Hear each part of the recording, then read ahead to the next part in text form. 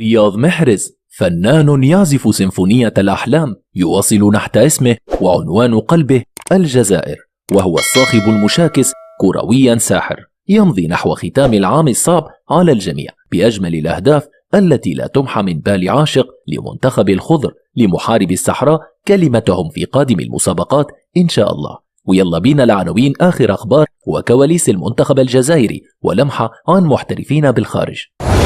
سيمفونية رياض محرز تزين 10 أهداف في 2020. مبولحي لن يكون الحارس الأول للمنتخب الوطني. بالعمري يقترب من ناديه الجديد بعد 38 دقيقة مع ليون. لا تخافوا ولكن احذروا، مانشستر سيتي يرحب بعودة أغويرو على طريقة الفيل الأزرق. ولكن قبل أن نبدأ الفيديو لا تنسوا أن تشاركونا برأيكم في التعليقات على أداء محرز هذا العام، وهل ستكون له كلمة في الميركاتو الشتوي. وطبعا كالعادة نبدأ الفيديو بذكر الله والصلاة على رسول الله الكريم صلى الله عليه وسلم. السلام عليكم ورحمة الله وبركاته. أهلا بكم متابعين الكرام، نرجو منكم الاشتراك في القناة من أسفل الفيديو وتفعيل زر الجرس وتحفيزنا بلايك. سيمفونية رياض محرز تزين أجمل 10 أهداف في 2020. في كل عام تشهد ملاعب كرة القدم تسجيل آلاف الأهداف، قليل منها يبقى في الذاكرة سواء بسبب طريقة تسجيله أو لأسباب أخرى. في هذا التقرير أجمل 10 أهداف شهدتها ملاعب كرة القدم خلال 2020.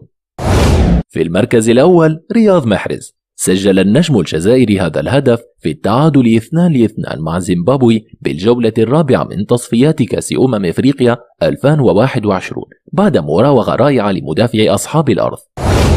ثانيا توني كروس، في نصف نهائي كأس السوبر الإسباني وتحديدا خلال شهر يناير كانون الثاني، سجل النجم الوسط الألماني هدفا من ركنية لريال مدريد في الفوز 3-1 على فالنسيا، وهو ما يطلق عليه الهدف الأولمبي. ثالثا يوسيب أليتشيتش، النجم السلوفيني سجل هاتريك في فوز أتلانتا على تورينيو 7-0 في الدوري الإيطالي في يناير الماضي أيضا، وكان الهدف التالي الأجمل بين أهدافه الثلاث. رابعا جوردن فلوريس، سجل المهاجم الإنجليزي فلوريس هدفا رائعا في خسارة فريقه دونالك بنتيجة 3-2 أمام شامروك روفرز في الدوري الإيرلندي خلال شهر فبراير شباط. خامسا أندري بيرجينياك، سجل المهاجم الفرنسي بيبجينياك هدفا مذهلا لفريقه تيبيغريس في الفوز 3-0 على بوماس في الدوري المكسيكي خلال شهر مارس أذار. سادسا لوكا مودريتش، النجم الكرواتي اختتم ثلاثية ريال مدريد في الفوز 3-1 على غريمه برشلونة في مباراة الكلاسيكو بالدوري الإسباني في أكتوبر تشرين الأول بشكل مذهل بعد التلاعب بدفاع الفريق الخاص. سابعا ليروي ساني، استهل النجم الألماني سجله التهديفي مع بايرن ميونخ في دوري أبطال أوروبا بتسجيل هذا الهدف الرائع في الفوز 6-2 على سالزبورغ في نوفمبر تشرين الثاني. ثامنا فالنتينو لازارو، في مباراة مثيرة بالدوري الألماني بين بايرن ليفركوزن وضيفه بروسيا مونشنغلادباخ انتهت بفوز أصحاب الأرض 4-3، سجل فيها النجم النمساوي لازارو هدفا خرافيا من ركلة العقرب في اللحظات الأخيرة من اللقاء الذي أقيم في نوفمبر تشرين الثاني. تاسعا شيكابالا، في النهائي التاريخي للنسخة الماضية من بطولة دوري أبطال إفريقيا بين الأهلي والزمالك، استعرض محمود عبد الرزاق شيكابالا مهاراته في هدف الفريق الأبيض الذي خسر اللقاء بنتيجة 2-1. عاشرا روبرت جابرييل إسوفواي، جاء هذا الهدف الرائع في الدرجة الثالثة من الدوري الروماني قبل عدة أسابيع قليلة ليستحق وبقوة الدخول ضمن قائمة الأفضل هذا العام. مبولحي لن يكون الحارس الأول للمنتخب الوطني.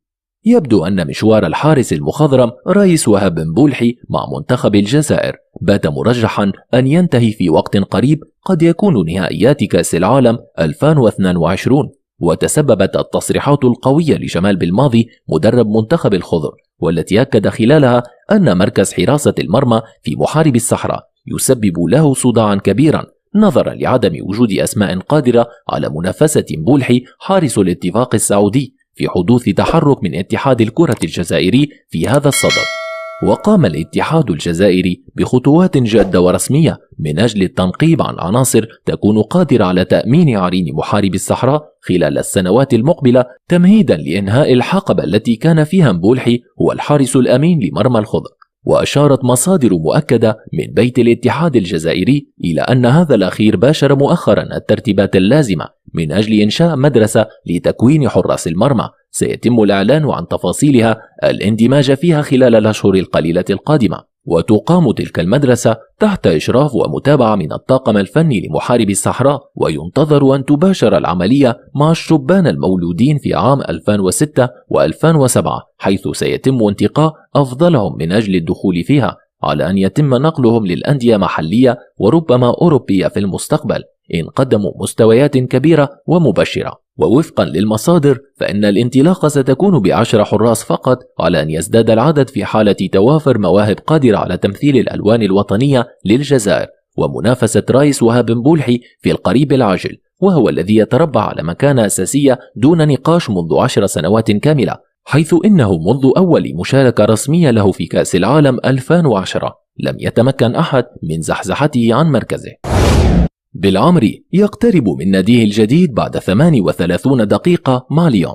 بات الجزائري جمال بالعمري مدافع ليون الفرنسي قريبا من تحقيق عودة مفاجئة إلى الدوري السعودي للمحترفين خلال الفترة المقبلة، وكان بالعمري قد انتقل إلى ليون خلال فترة الانتقالات الصيفية الماضية في صفقة انتقال حر بعد توقيع مخالصة مالية مع فريق الشباب السعودي، ولكنه فاشل في الحصول على مقعد بالتشكيلة الأساسية.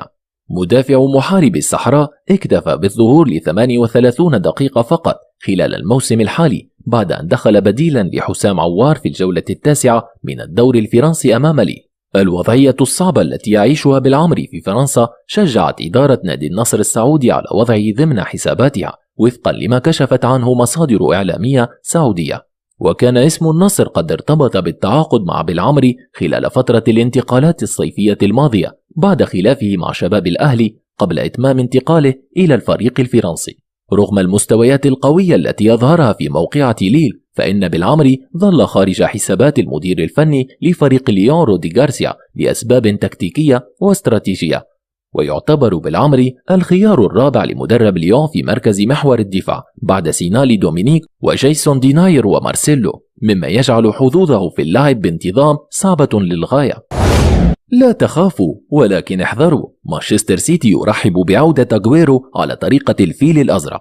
عاد النجم الأرجنتيني المخضرم سيرجيو أغويرو مهاجم نادي مانشستر سيتي الإنجليزي من جديد إلى صفوف السماوي، واستطاع أن يسجل هدفا في مباراة الأمس أمام مارسيليا بدور الأبطال بعد فترة غياب طويلة نتيجة لإصابته في الركبة وخضوعه لعملية جراحية ثم تعافيه، إلا أنه عانى في بعض المشاكل والاضطرابات في الركبة خلال العودة للتدريب إلى أن تعافى وشارك نهائيا. ورحب نادي مانشستر سيتي بعودة مهاجمه المخضرم سيرجيو أغويرو الذي حقق أرقاما قياسية مع الفريق خلال مسيرته.